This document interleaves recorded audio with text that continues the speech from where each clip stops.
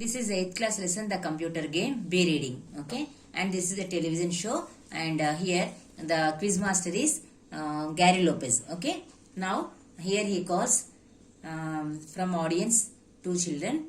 Okay, and now how the game will start and how that will be ended. Let us go through the lesson now. All of you look at the textbooks. Good evening, ladies and gentlemen. Welcome to the computer game. Today, another human gets a chance to match wits with your very own computer MT2. Okay, MT2 blinks its lights and the studio audience claps loudly. Okay, so the quiz master will come and he will introduce that computer, that is MT2, and he turns towards the audience and he will speak. Then MT2 blinks its lights and the studio audience claps loudly. Today's player is John Robinson from the Oak Street School. Feeling smart, John? Ready? Okay, so he is from Oak Street School and his name is John Robinson and he has to play now with the computer. Ready? I hope so. May I remind you, no one has beaten MT2 yet. Now here is how we play the game. I will ask a question. The first player to sound a noise maker and give the correct answer scores 1 point. The first player to earn 3 points wins the game. Ready, players? Okay, ready. So this boy is ready for the game and he told the rules of the game. Okay, he will ask one question and this player has to tell the answer. If the answer is correct, then it will be given 1 point. Okay, then ready. I am prepared to play. First question. How much is 62,415 times 78,921? Okay, bleep. So first question is this and bleep. The correct answer is 4 followed by 925,854,215. Okay, this is the answer. Right, 1 point for the computer because that boy could not give the answer, so the computer got the answer. Okay, so the point goes to computer now. The audience claps politely. Next question, listen carefully. What date in history did the Pilgrims land at Plymouth Rock? Buzz, 1620. I'm sorry, that's not an exact answer.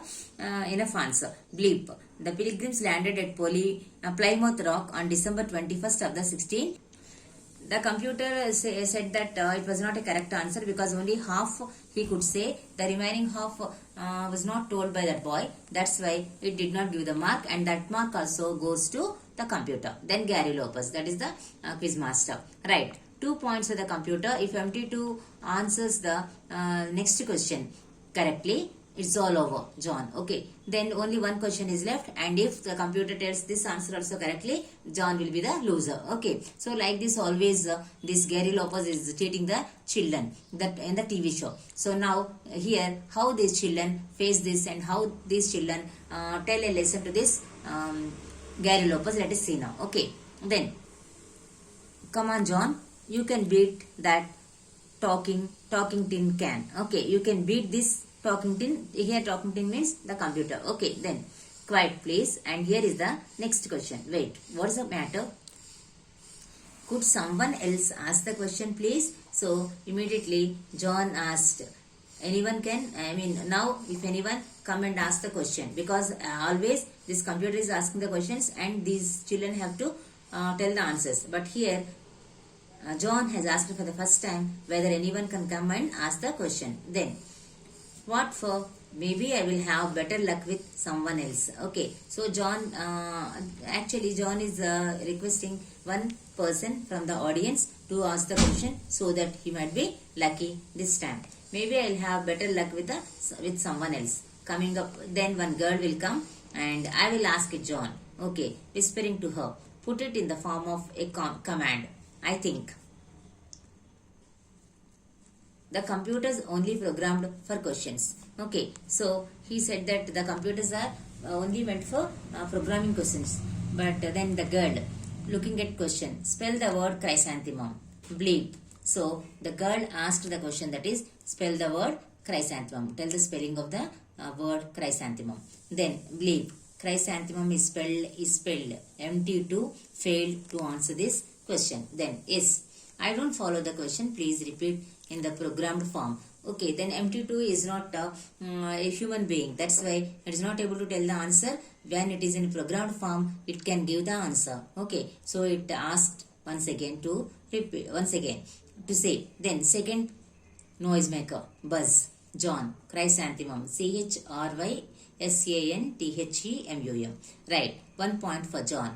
Hooray, boy. Then slowing down. I am empty to computer. I am empty to computer. I am empty, empty, empty. The computer is breaking down. So because the computer failed in that game, so it has to burnt. So that has happened. Then the computer is breaking down. Then John is the winner. So like that, these two children gave a lesson to the computer. Okay, then John is the winner. MT2 slightly begin flashing wildly. Smoke pours out of its top. Look what we have done. It's blown a fuse. Now that's what I call a poor loser. So John has told that it is the poor loser because that was not a programmed question, and that was asked by the girl, and like that both of them very cleverly proved that the computer doesn't have any its own intelligence, but it depends on others. Okay, thank you. I hope you understood this.